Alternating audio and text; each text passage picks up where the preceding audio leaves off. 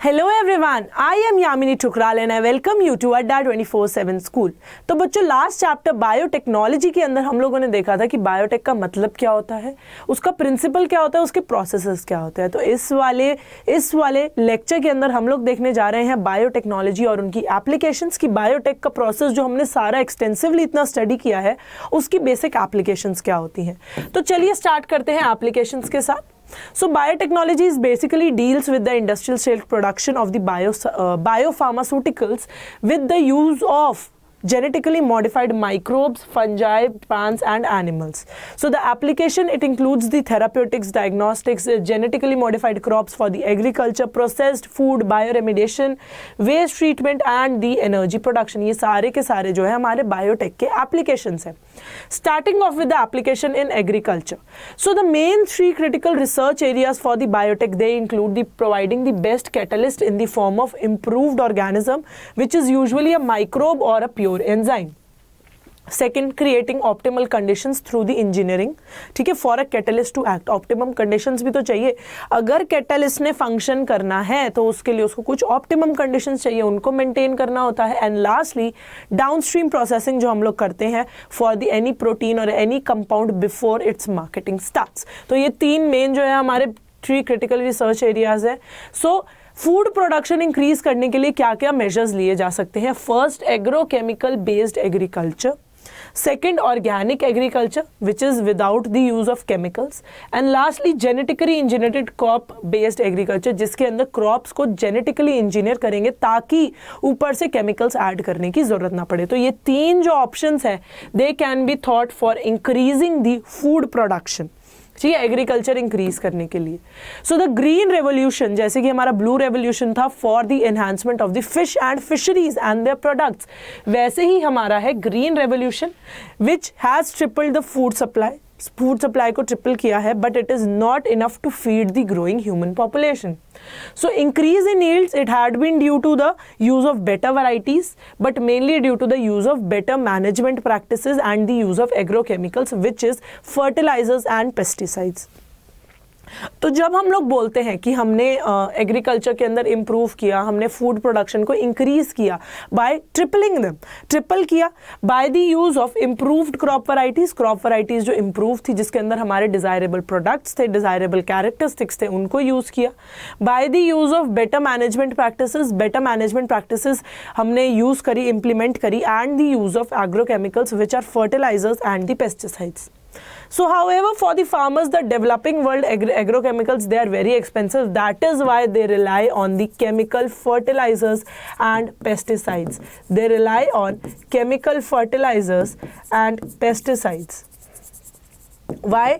Because the agrochemicals, they are very expensive, but these chemical fertilizers, they are useful in enhancing the yield and everything. So plants, bacteria, fungi and animals whose genes have been altered by the manipulation, they are known as genetically modified organisms. जैसे कि इनका नाम बताता है, genetically modified. Jeans को जब हम modify करते हैं तो उनको हम लोग जेनेटिकली मॉडिफाई करेंगे ना, सीधा जीन्स को जाके हम लोग मॉडिफाई करते हैं, चाहे डीएनए हो चाहे आरएनए हो, डायरेक्ट जीनोम पे अटैक करते हैं. तो that is why they are known as genetically modified organisms और द जीएमओ.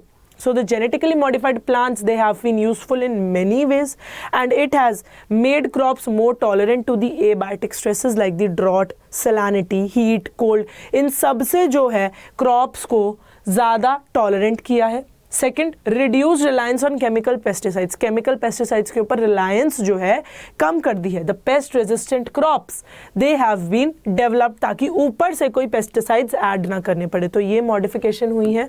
उसके बाद में they have helped in reducing the post harvest losses. जब हम लोग एग्रीकल्चर करते हैं तो हार्वेस्टिंग के टाइम पे कुछ लॉसेस होते हैं इन दी क्रॉप वैरायटी, उस पोस्ट हार्वेस्ट लॉस को रिड्यूस किया है. Increased efficiency of the mineral usage, जो मिनरल को एब्जॉर्ब करके ट्रांसलोकेट करके उसकी जो यूसेज है उसकी एफिशिएंसी को बढ़ाया है, because this prevents the early exhaustion of the fertility of the soil. And lastly, enhance nutritional value. For example, the production of the rice, golden rice, it has vitamin A. So जिसको भी night blindness होती है उनको ये vitamin A enrich golden rice ferment किया जाता है, तो न्यूट्रिशनल क्वालिटी को इन्हांस किया है। The most common and the most asked thing is BT toxin. सबसे बड़ी डिस्कवरी जो एग्रीकल्चर के अंदर हुई थी वो है हमारी BT toxin, which is produced by a bacterium known as Bacillus thuringiensis. Bacillus thuringiensis. So BT toxin, it has been cloned from the bacteria. BT toxin, it has been cloned from the bacteria and it is expressed in the plants to provide resistance to the insect. तो जब हम लोग BT toxin की बात करते हैं, वो bacteria से क्लोन की जाती है एंड उसको प्लांट्स के अंदर एक्सप्रेस किया जाता है, जो कि प्रोवाइड करती है रेजिस्टेंस टू द इंसेक्ट्स। जो इंसेक्ट्स उस पर अटैक करेंगे उनके लिए रेजिस्टेंट होगी वो, without the need for insecticides, in effect created a biopesticides.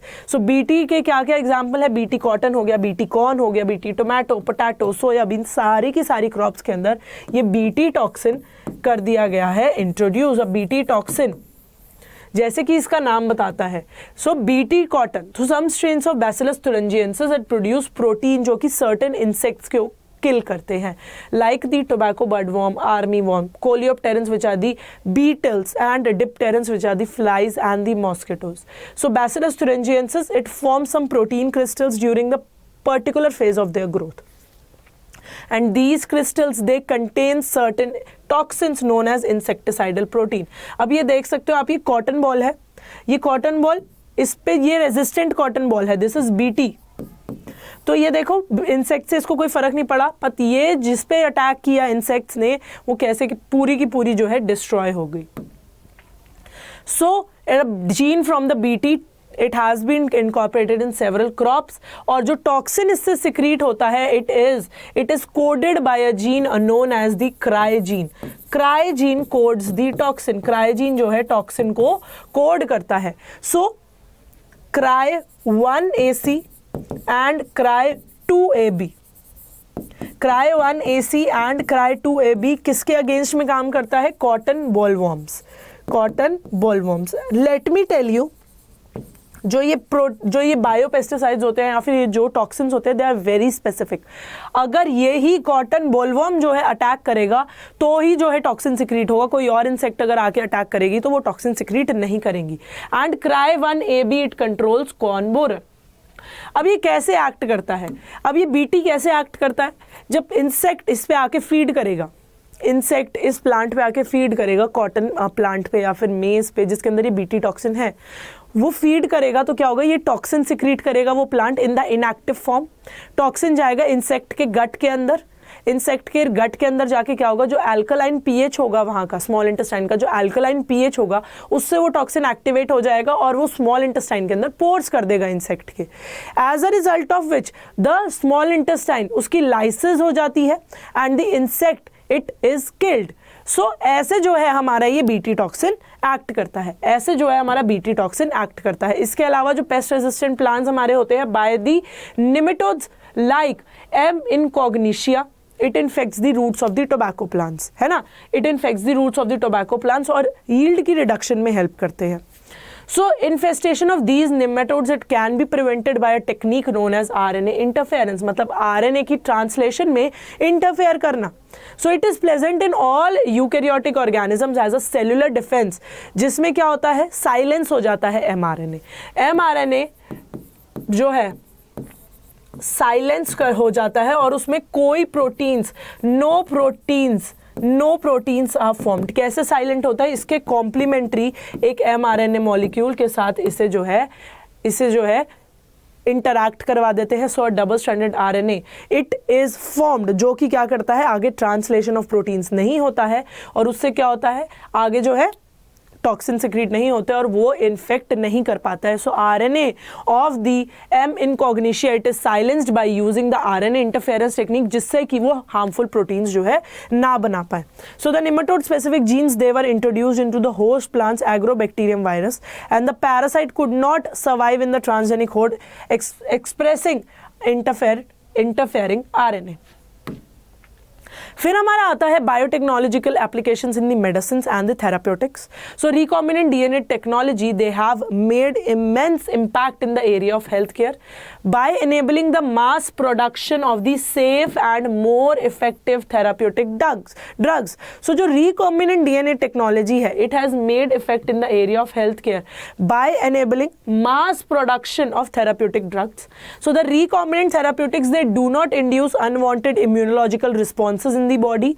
So at present about 30 recombinant therapeutics, they have been approved for the human use in the world all over, and in India there are 12 of these, they are presently being used. These are presently being used. सबसे पहला है इसमें genetically engineered insulin. अब जिन patients को diabetes होती है, who are not able to make up the insulin, उनको जो है बाहर से इंसुलिन सप्लाई होती है. तो वो इंसुलिन पहले कहाँ से बनती थी? From the slaughtered cattle and the pigs, pancreas of the slaughtered cattle and pigs, वहाँ से जो है वो हमारी इंसुलिन बनती थी, जो हमारी सिंथेटिक इंसुलिन होती थी. सो जब उन्हें पेशेंट्स के अंदर डालते थे, some patients they developed allergy और other type of reactions in their body. Of course जब हम दूसरे एनिमल से लेके ह्यूमंस के अंदर इंसुलिन को इंजेक्ट कर रहे हैं, तो क्या वो आसानी से वो ले लेगा? नहीं ले पाएगा person. It will develop some allergy और some immunological response in response to it. So it was thought of कि इसे रिकॉम्बिनेंट डीएनए टेक्नोलॉजी से क्यों ना बनाया जाए. सो अगर हम लोग इंसुलिन का स्ट्रक्चर देखें, हमारी इंसुलिन जो है इनएक्टिव फॉर्म में प्रेजेंट होती है एज प्रो इंसुलिन, जिसके अंदर ए, बी और सी पॉलीपेप्टाइड चेन होती है. जब वो एक्ट होती है by the B cell peptidase, तो क्या होता है? वो एक्टिव होती है insulin, and the active insulin it contain only A and B polypeptide. The C peptide it becomes free. So A और बी पॉलीपेप्टाइड किससे लिंक होते हैं? By the disulphide linkages. अब बायोटेक के थ्रू हमने जब है इंसुलिन को एस्टैब्लिश, इंसुलिन को प्रोड्यूस करना था, तो सबसे बड़ा चैलेंज था कि उन दो चेन्स को लिंक कैसे करें. ए और बी पॉलीपेप्टाइड को सिंथेसाइज तो करना इजी है, बट उनको लिंक कैसे करें, है ना? उनको लिंक कैसे करें? The C peptide it is not present in the mature insulin, it is removed during maturation into insulin. The main challenge for the production of insulin using the rDNA technology, it was getting insulin assembled in a mature form. So 1983 में American company Eli Lilly ने 2 DNA sequences बनाए comparing A and B polypeptide chains of the human insulin, और उनको E coli के अंदर introduce किया गया, plasmid of E coli के अंदर, जिसकी वजह से उसने जो है फिर इंसुलिन चेन्स प्रोड्यूस की. The chains A and B they were produce separately, और उनको एक्सट्रैक्ट किया गया और कंबाइन किया गया बाय इंड्यूसिंग डाइसल्फाइड बॉन्ड्स, जिससे कि ह्यूमन इंसुलिन बने. सो it was very successful, and अभी तक जो है हम लोग वही सिंथेटिक इंसुलिन जो है यूज करते हैं for the treatment of diabetes. ठीक है. फिर दूसरा हमारा मेडिसिन के अंदर आया gene therapy. Gene therapy is what? It is a collection of method जिसके अंदर हम लोग जीन डिफेक्ट को करेक्ट करते हैं. ठीक है, जीन डिफेक्ट को करेक्ट करते हैं इन अ चाइल्ड और अ एम्ब्रियो. जो फंक्शनल जीन्स है, they are inserted into the person cells, और वो जो है टेक ओवर कर लेते हैं the non functional gene. So correction of a genetic defect, it involves the delivery of a normal gene into the individual or the embryo to take over the function and compensate for the non-functional gene. But ये हमारा child या फिर embryo में होना चाहिए. अगर उसमें नहीं होता तो फिर हमें पूरी जिंदगी जो है एंजाइम रिप्लेसमेंट थेरेपी का सहारा लेना पड़ता है. सबसे पहले किस में देखा गया था? जिस चिल्ड्रन के अंदर एडीए डेफिशिएंसी होती है, एडेनोसिन डीएमिनेज डेफिशिएंसी होती है, which is cured, permanently cured by bone marrow transplantation in the childhood or the embryonic stage.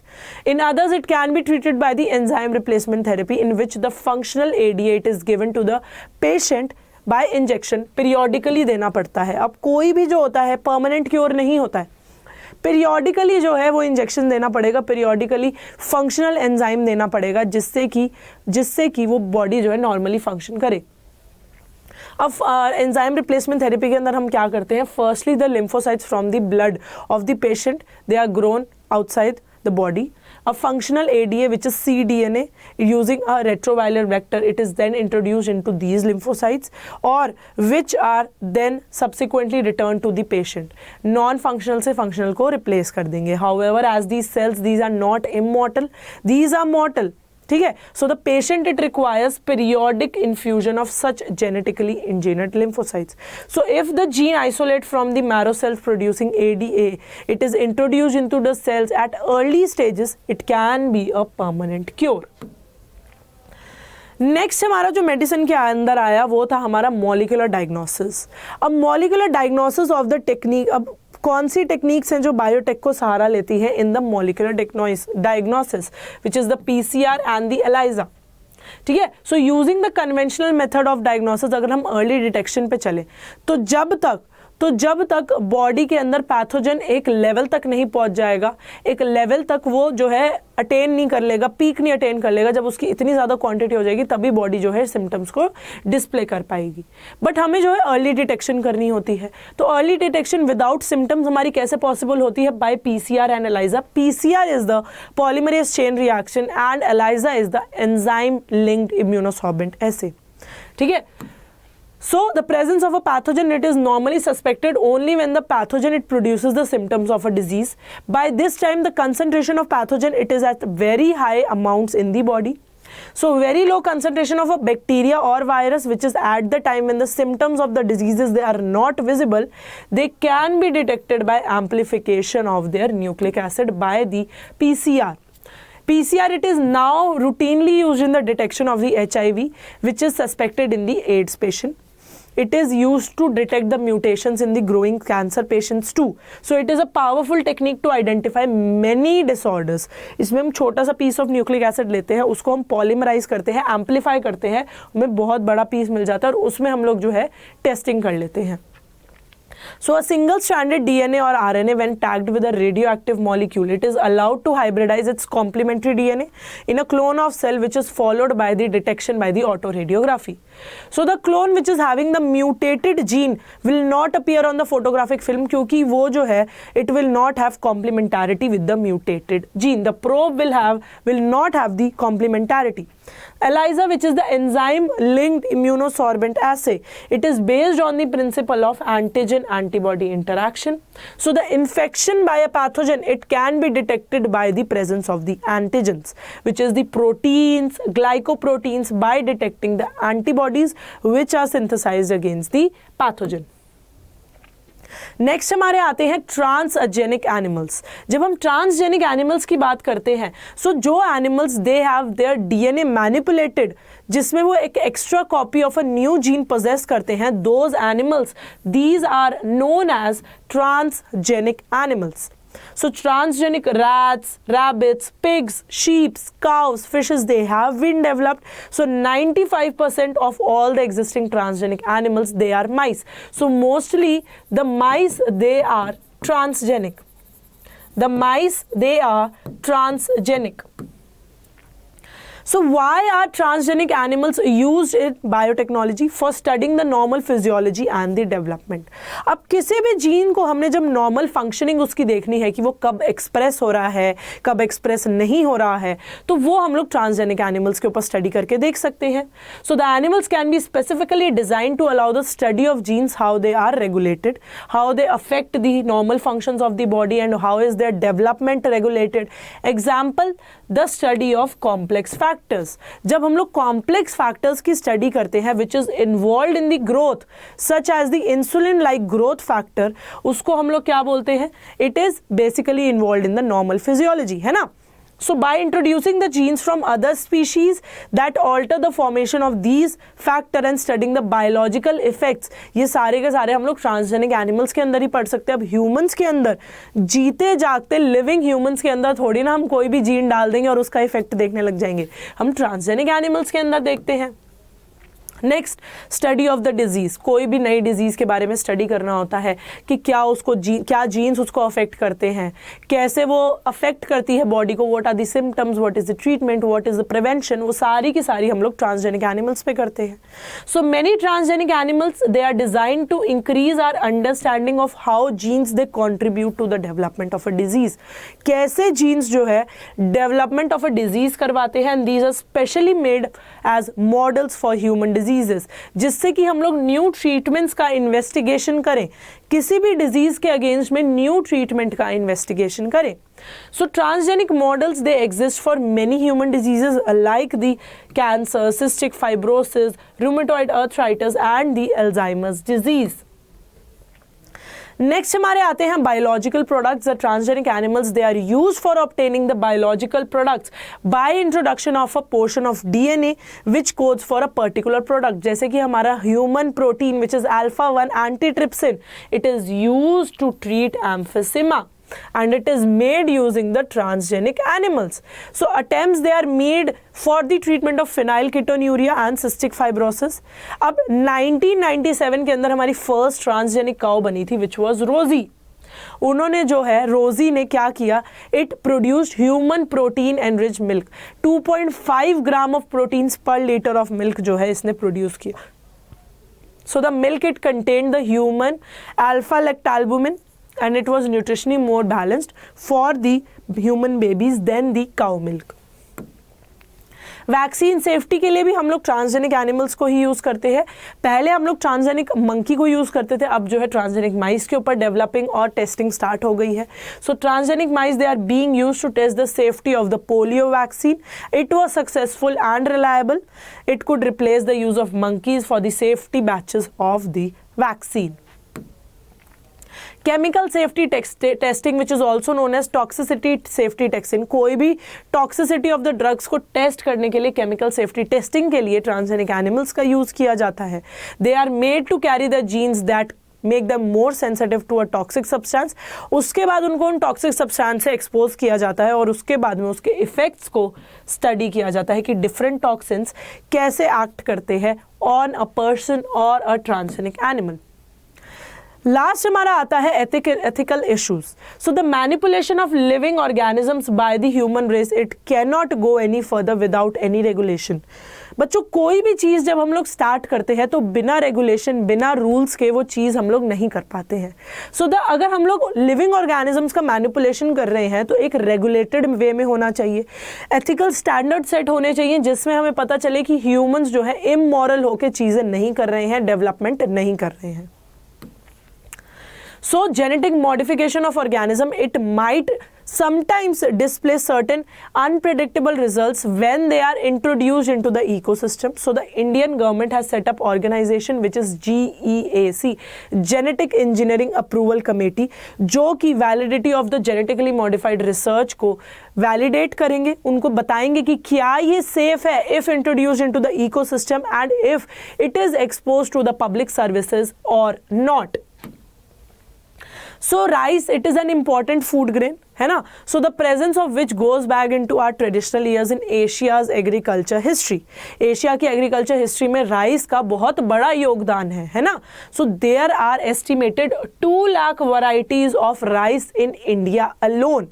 If we stand in here, we have 2 lakh varieties of rice. So the diversity of rice in India is one of the richest in the world. Basmati जो है it is basically distinct for its unique aroma and flavour. 27 documented varieties of basmatis they are grown in India at present. So 1997 के अंदर एक American company ने क्या किया, उन्होंने patent rights ले लिए on the basmati rice by US patent and trademark office. So उसकी वजह से the company was allowed to sell a new variety of basmati rice जिसमें उन्होंने कुछ नहीं किया था. इंडियन बासमती को क्रॉस किया विद द सेमी डॉफ वैरायटीज और उन्होंने उसको जो है न्यू वैरायटी का नाम दे दिया. ठीक है. And they claimed it as an invention और a new variety, a novelty. उन्होंने ये बोला because of the lack of awareness in the Indians, US ने बासमती राइस को पेटेंट करवा लिया.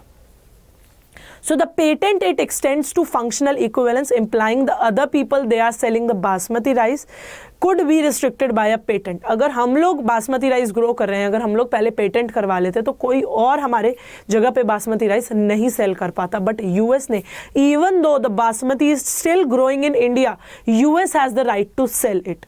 So several attempts they have been made to patent uses products and processes based on Indian traditional herbal medicine जैसे कि turmeric हो गया, नीम हो गया.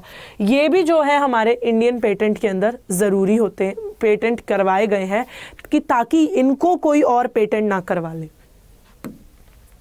So biopiracy, it is a term which is used to refer the usage of bioresources by the multinational companies and the developed countries without proper authorization from the companies and the people concerned and without compensatory payment.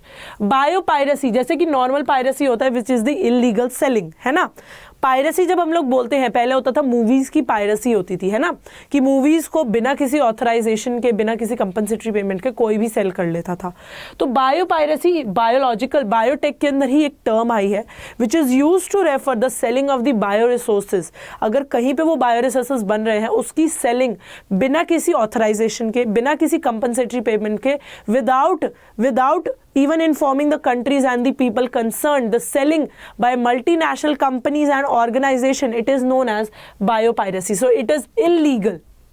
So the traditional knowledge which is related to the bioresources, it can be exploited to develop modern applications, and it is basically used for saving the time, effort and expenditure during the commercialization. तो जो हमारी traditional knowledge है, अगर हम लोग उसे हम modern application के अंदर डालें तो हमारा कितना time save होगा, effort save होगा, expenditure save होगा, because we Indians, we have a lot of traditional knowledge when we relate to the agriculture, है ना.